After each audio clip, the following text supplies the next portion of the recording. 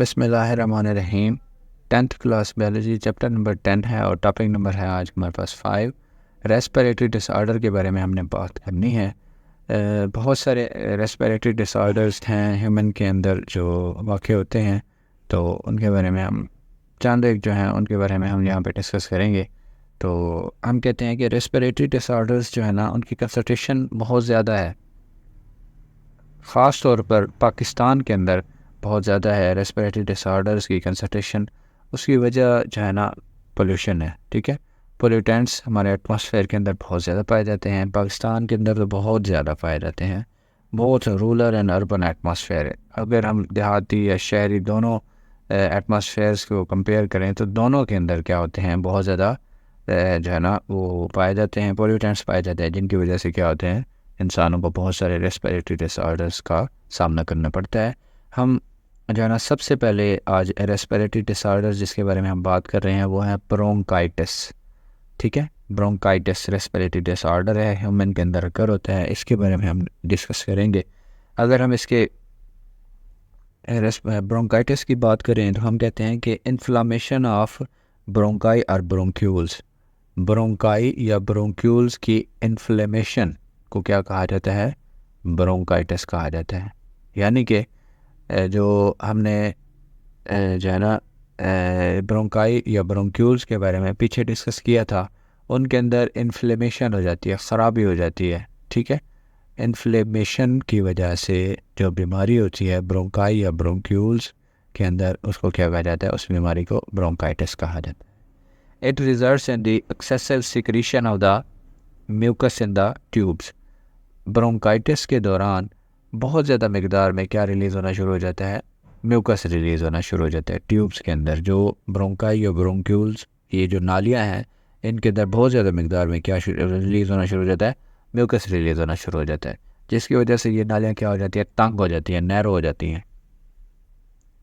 Leeds to the swelling of the tubular walls, जिसकी वजह से क्या होती हैं, ब्रोंकाई या ब्रोंक्यूल्स की जो दीवारें हैं वो क्या हो जाती हैं, स्वेल हो जाती हैं, स्वेलिंग हो जाती है, उनके सूजन हो जाती है। सूजने की वजह से वो नालियाँ क्या हो जाती है, तंग हो जाती हैं। और उसके साथ साथ क्या होता है, म्यूकस भी बहुत ज़्यादा अमाउंट में रिलीज हो जाता है। एक तो पहले स्वेलिंग की वजह से वो क्या हो जाती हैं, तंग हो जाते हैं, दूसरा म्यूकस भी रिलीज होता है, तो उसमें हवा की जगह क्या मूव कर रहा होता है, म्यूकस, जिसकी वजह से जो है ना सांस में दुश्वारी होती है। विच नैरोइंग द वॉल्स, जिसकी वजह से जो सुराख होते हैं, जो दीवारें होती हैं, वो क्या हो जाती हैं, नैरो हो जाती हैं, नालियाँ तंग हो जाती हैं, हवा नहीं गुजर पाती आसानी से। इसकी काज क्या है, इसकी वजह क्या है, ब्रोंकाइटिस क्यों होता है ह्यूमन के अंदर। इसकी काजेज़ की अगर हम बात करें तो हम कहते हैं ब्रोंकाइटिस जो है ना वो वायरसेस की वजह से हो सकती है, बैक्टीरिया की वजह से हो सकती है, या फिर किसी chemical irritant like tobacco smoke जो है ना, तंबाकू का जो धुआं है, उसकी वजह से भी हो सकती है ये ब्रोंकाइटिस। अगर हम टाइप्स की बात करें, हम कहते हैं कि ब्रोंकाइटिस दो टाइप की होती है। ब्रोंकाइटिस की कितनी टाइप्स होती हैं, दो टाइप्स होती हैं, एक्यूट ब्रोंकाइटिस और क्रोनिक ब्रोंकाइटिस। ठीक है, acute bronchitis, during the acute bronchitis no permanent damage occur in the bronchi, patient recover in 2 weeks. जो एक्यूट ब्रोंकाइटिस है ये कुछ अरसे के लिए होता है, 2 हफ्तों के लिए होता है। ये एमसीक्यूज़ पॉइंट ऑफ व्यू से भी इम्पॉर्टेंट है कि जो एक्यूट ब्रोंकाइटिस होता है वो कितना टाइम के लिए होता है, 2 वीक्स के लिए होता है। ठीक है, इसके अंदर कोई परमानेंट डैमेज वाकई नहीं होता, लंग्स को या ब्रोंकाई या ब्रोंक्यूल्स को कोई परमानेंट डैमेज वाकई नहीं होता। लेकिन जो क्रोनिक ब्रोंकाइटिस है, क्रोनिक ब्रोंकाइटिस, दी ब्रोंकाई या bronchioles develop the chronic inflammation. ठीक है, क्रोनिक यानी कि ना ख़त्म होने वाली इन्फ्लेमेशन इसके अंदर हो जाती है। It usually last for 3 months to 2 years। जो हमारे पास क्रोनिक ब्रोंकाइटिस होती है, ये एमसीक्यूज़ पॉइंट ऑफ व्यू से इंपॉर्टेंट है कि ये कितना टाइम तक एग्जिस्ट करती है, लास्ट करती है। ठीक है, तो ये 3 महीने से 2 साल तक ये क्रोनिक ब्रोंकाइटिस कंटिन्यूसली हो सकती है, एग्जिस्ट कर सकती है। Majority of the people diagnosed with the chronic bronchitis are 45 year of age or older.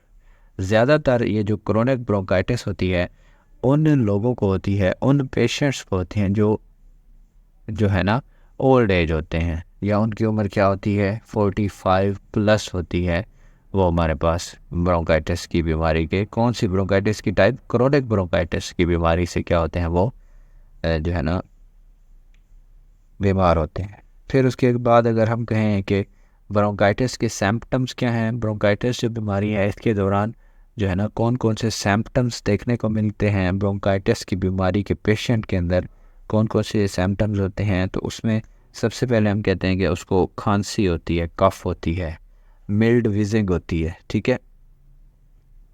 उसके बाद क्या होता है, फीवर होता है, बुखार भी आता है।